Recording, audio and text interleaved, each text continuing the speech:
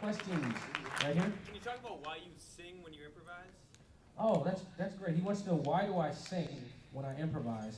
It's less that I'm singing and more that I'm talking, right? This is another master class that we can't get into today, but when I'm playing, I'm moving my mouth, I'm literally speaking English, but I'm taking the words away. Boo-da-da-da-da-da-da, boo-da-da-da-da-da-da.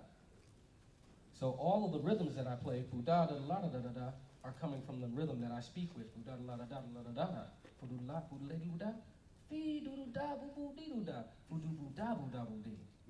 And what happens is, you realize that as you're walking around every day, as you're communicating with your friends, you're using dynamics, you're using accents, you're stretching, you're pulling, there's logical connections between the first statement that you make and the second statement. For example, if I go, see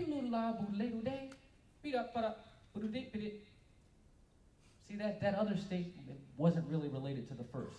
It's like, what time is it? Oh man, I love apples.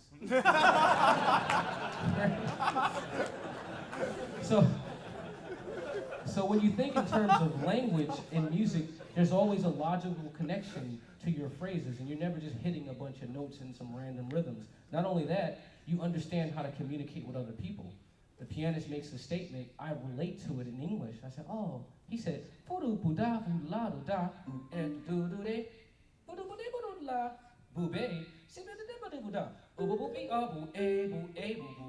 I say,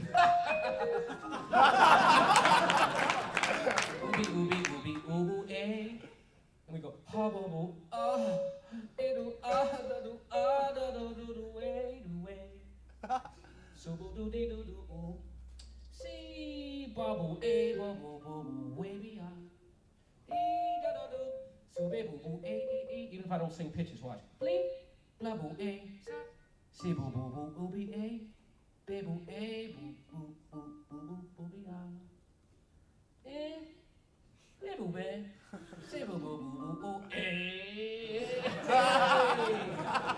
Right?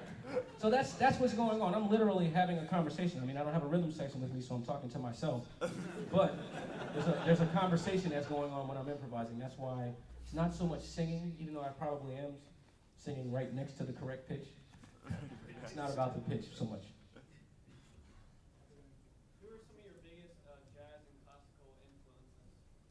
Oh man, Stravinsky's my all-time favorite composer. I love Stravinsky. I love Beethoven. Like one of my favorite pieces is Beethoven 7. Oh man, that movement in the middle, that A minor joint. Woo! Then he goes. Oh, Beethoven, man, he's so killer. So I love Beethoven, I love Stravinsky.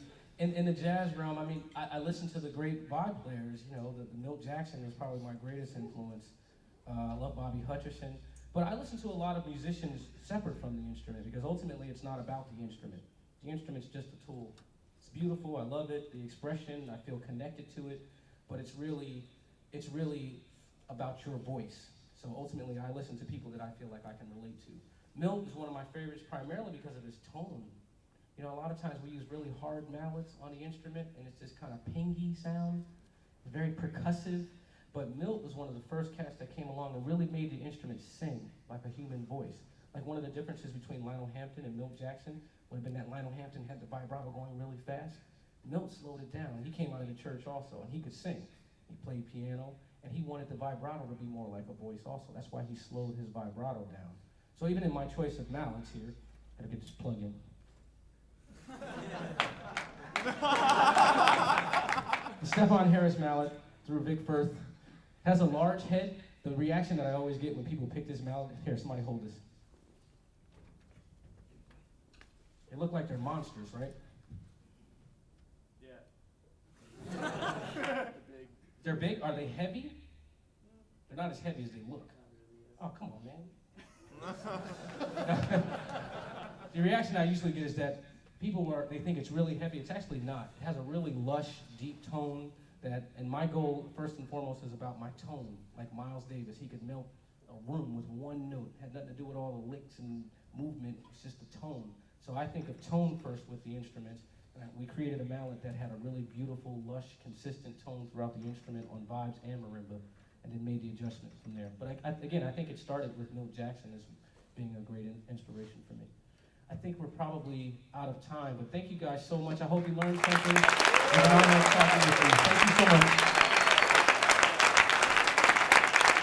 Thanks to Yamaha and Big Firth for sponsoring us. Thank you.